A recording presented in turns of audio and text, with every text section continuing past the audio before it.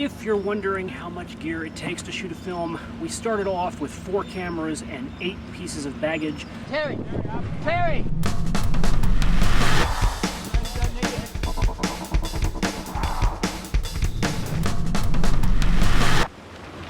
Excellent. You can do it with 1 if you have to.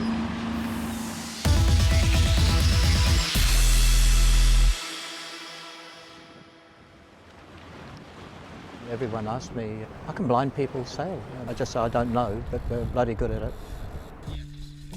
I think of the team as a bunch of good blokes who are passionate about sailing, decent Kiwis. It was an opportunity to learn a skill, to compete. Just make sure that's slide. The sea's in my blood. I just love sailing and all that, and it's just a natural part when I couldn't drive anymore. Bit of ease, a little bit there. The natural progression was, let's go, what's this blind sailing about? Not worry about the gym. Well, it's a great feeling of almost of elation, I think. Yeah, Tom's doing the main sheet. Oh, for real, it gives you that freedom. It's the elements, the water, the wind, and you can't beat it. I like to remind myself blindness is not one monolithic idea. There are as many backstories as there are people to talk to about it. Everybody gets here a different way. I have a condition called optic atrophy. It will deteriorate. That's a matter of fact. Pseudoxanthoma elasticum, PXE for short. Elasticity of the membranes at the back of the eye disappear or go like a wrinkly orange skin and they crack. It was just a viral thing. It was an overnight sight loss. So there one day, gone the next. Went to hospital, had a shunt, brain moved, damaged optic nerves, so yeah. So you woke up and all of a sudden... Yep. Changed. It's an interesting kind of diversity. But so far, I haven't encountered what, for want of a better phrase, could be called blind culture. At least not in the same way a phrase like deaf culture, for example, has taken its place in the lexicon of our vocabulary. That said, there is a common thread running through the backstories of every blind person I have ever met. I was conscious of not wanting to look like a blind person. I'm not really sure what a blind person looks like, but you know what I mean? I wanted people to accept me as normal. The truth is, and this is true whether we admit it or not, any level of visual impairment is uncomfortable, very much so for the people who live with it, very much so for the people who are around it.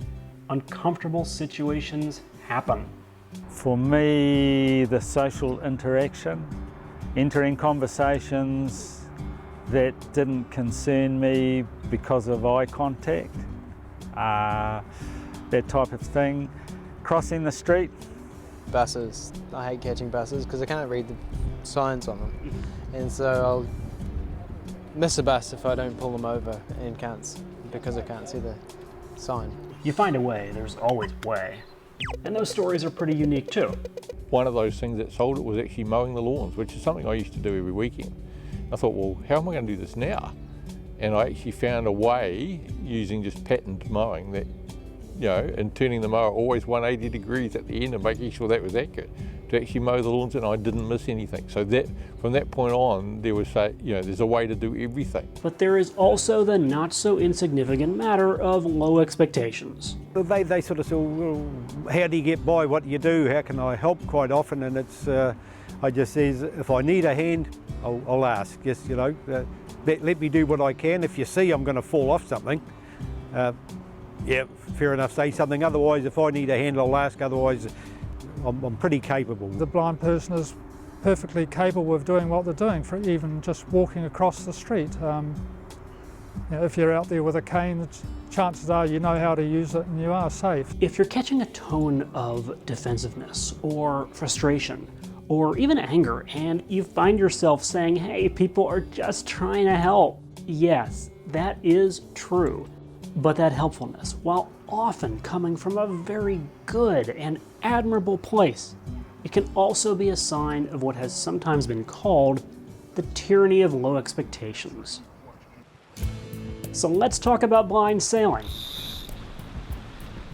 I came to New Zealand because while the idea of putting blind people on a boat and seeing what happens has been, pun intended, floating around for a while, New Zealand is one of those places where the idea of racing, that's really taken off, especially here in Auckland. They started running a sailing school for blind people in Auckland at the Royal New Zealand Yacht Squadron in the early 90s, and this was a week-long sailing school.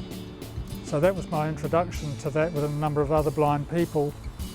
Then we decided in Auckland we wanted to sail more frequently than once a year. There's another reason it caught on.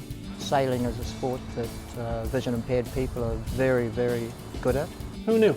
On most boats helmed and crewed by blind sailors, and on most officially sanctioned races, a sighted tactician is on board because, well, let's not go crazy here. It's okay, we can admit this. The boat is crewed by blind people. There are obstacles. You have perhaps more responsibility to see that there are no mid-course accidents. Not that they're in fact they're probably rarer in blind sailing than in sighted sailing. But if you are under any impression this is some sort of pleasure cruise, say taking the blind folk out for a nice day on the water as truth in advertising, I used to think before I was convinced to join a similar crew back in the United States, let me tell you, this is the real deal. 1 minute gun coming up in 5 seconds.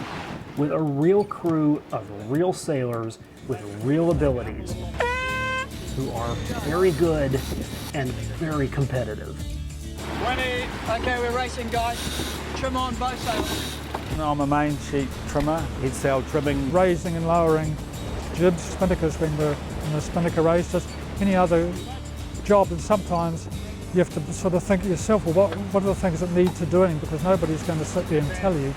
One of the sighted crew members today has sailed against one blind racer who seems to have abilities that are just off the charts. Has got an absolute map of Auckland Harbour in his head.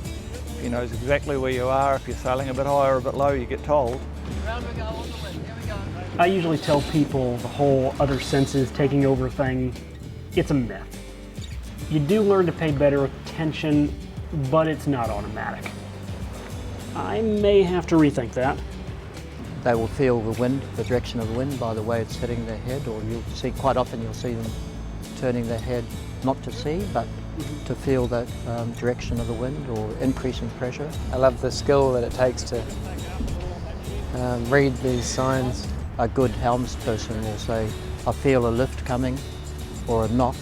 I'll look out on the water, see absolutely nothing. Changes in wind angles and taking height when you need to or dropping down when you need to. And the next minute a lift comes. So they've felt it coming. It's just communication. Got a light patch here for 20. It's the willpower, the synergy, and say, right, we need to do this, right, you know, from the tactician right through to the helmsman and the sail trimmers. 6 boat links, a lot of mark. Talking all the time, a little bit higher. There's a puff of wind on the back of my neck.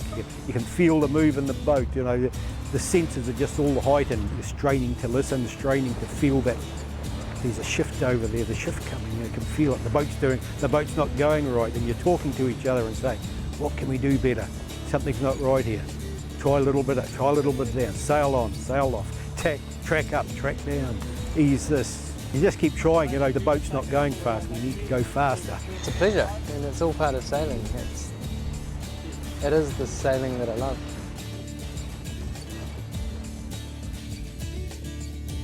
On the next pallet project, have you ever tried it, like blindfolding yourself? Oh, absolutely, yeah, and that's one of the things when we have training schools we make the sighted people do, especially people who haven't been involved with blind sailing before. Okay, just bear away and we'll come down about 25 degrees. Well, there's a movement to have no sighted people on a boat, and you have a system of bells and whistles, you know, general description. The pallet project continues with Blue. That's the next post.